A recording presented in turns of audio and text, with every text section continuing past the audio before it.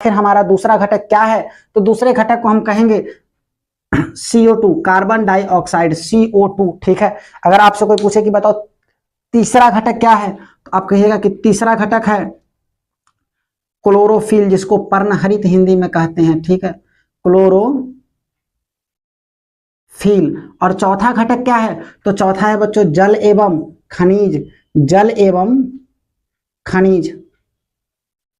देखो क्लोरोफिल जो होते हैं ना, पौधों के पत्तियों में ही मौजूद होते हैं, इसे वायुमंडल से ले ना ले कोई फर्क नहीं पड़ता है। और इन्हीं क्लोरोफिल के कारण, इसी क्लोरोफिल के कारण पौधे का रंग क्या होता है बच्चों, इसी क्लोरोफिल के कारण पौधे का रंग क्या होता है, हरा होता है। एक और ऑब्जेक्टिव कि आखिर पौधे का रंग हरा किस चीज के कारण होता है, तो क्लोरोफिल या पर्णहरित के कारण।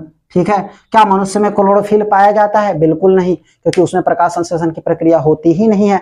रात में प्रकाश संश्लेषण की क्रिया क्यों नहीं होती है, क्योंकि रात में सूर्य ही नहीं होता है, तो कैसे होगा। तो हमने देखा प्रकाश संश्लेषण किसे कहते हैं, आखिर इस प्रकाश संश्लेषण में कौन कौन से पदार्थ भाग लेते हैं, तो सूर्य प्रकाश, CO2, क्लोरोफिल, जल एवं खनिज, ये चारों मिलकर के भोजन का निर्माण करते हैं। अब देखो भोजन का निर्माण तो हो रहा है, बहुत खुशी की बात है। इसमें ना नीचे जड़ से ऊपर की ओर खाना, एक आदमी ऐसा है जिसको जड़ में बैठा दिया गया है और वो जल एवं खनिज को ऊपर खींचने का काम करता है। और जो ऊपर खींचने का काम करता है उसको हम लोग उत्तक कहते हैं। और उत्तक को 2 भागों में बांटा गया है।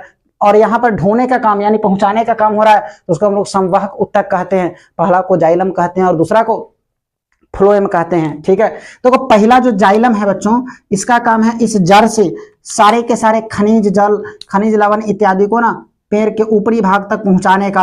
ये नीचे से ऊपर ले जाता है कौन, तो नीचे से ऊपर ले जाने का काम करता है जाइलम।